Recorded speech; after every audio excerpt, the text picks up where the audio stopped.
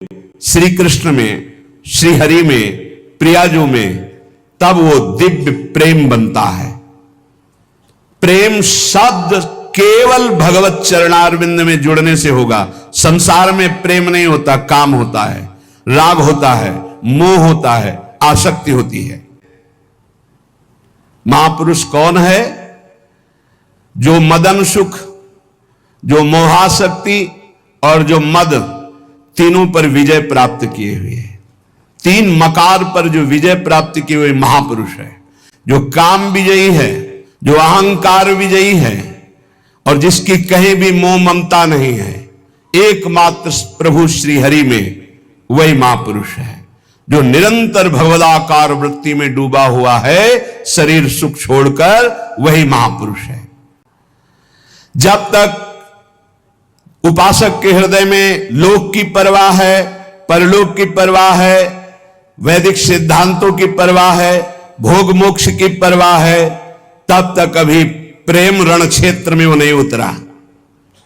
जो प्रेम क्षेत्र में उतरता है, न लाज तीन लोकन की, न वेद को कहो करे, न शंख भूत प्रेत की, न देव जच्छते डरे, सुने न कान और की, दृश्य न और इच्छना। तो प्रश्न बनता है, क्या ऐसे निरुपाधि प्रेमी में भगवत दर्शन की भी लालसा नहीं होती? क्या अपने इष्ट के दर्शन की चाह करना भी प्रेम में कलंक है या बाधा है? क्या उनकी सेवा सुख में निमग्न होना भी बाधा है? सेवा करते हुए सुखी होना, उनके दर्शन की चाह रखना, उनसे मिलन की आकांक्षा रखना, क्या यह भी प्रेम में बाधा है? बोले नहीं।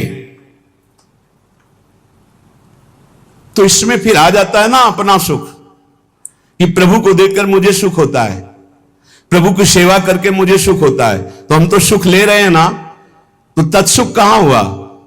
बोले नहीं। बड़ा सूक्ष्म वर्णन किया है। जब उपासक उपासना में तन्मय होता है तो उपास्य देव की मिलन की प्रबल आकांक्षा जगती है। यह उपासना का रंग है और इसे कामना नहीं कहते, इसे कामना नहीं। प्रभु के मिलन की चाह बंदनीय है और जगत की वस्तु व्यक्ति स्था की चाह यह निंदनीय है, यह त्याज्य है, यह बंदनीय है। तो इसमें स्वसुख तो होता ही है, प्रभु को देखकर भक्त को सुख होता है, फिर हां होता है, पर उससे कई गुना बढ़कर प्रभु को सुख होता है। प्रभु को सुखी देखकर वो उपासक और सुखी होता है। या सुख की होड़ लगी रहती है, तत्सुख की होड़ लगी रहती है। एक हृदय में महान उल्लास, मेरे प्रभु कब मिलेंगे, कब मिलेंगे, इसे विरह कहते हैं। ये प्रेम का स्वरूप है। ये चाह अचाह स्थिति से भी ऊपर की है, अचाह स्थिति से ऊपर की स्थिति है। कब मिलोगे प्यारे, कब मिलोगे? मिले हुए भी बार बार मिलन में एक नवीन मिलन।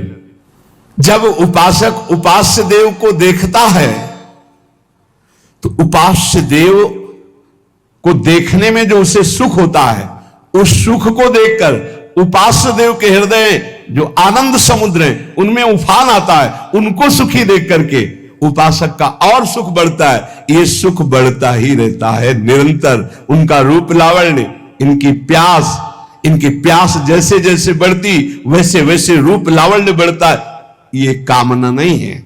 उपासक जब अपने आराध्य देव को देखकर आनंदित होता है तो ये देखकर आराध्य देव और आनंदित होते हैं। आराध्य देव को आनंदित देखकर उपासक और आनंदित होता है। आनंद की वृद्धि अनंत काल तक चलती रहती है। भगवान श्री कृष्ण चंद्र जी कह रहे, अर्जुन ये जो मेरी गोपियां हैं ये अपने अंगों को मलमल करके साफ करती है, उपटन आदि अंग राग आदि से सजाती है। किस लिए?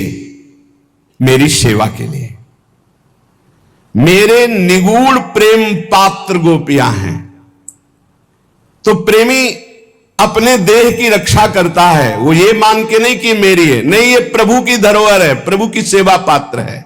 प्रेमी अपने शरीर को सजाता है। जा रहा हूं सेवा में इस समय, तिलक रचना, चंदन रचना, अपनी प्रसादी की सब धारण करके फिर प्रभु की सेवा में।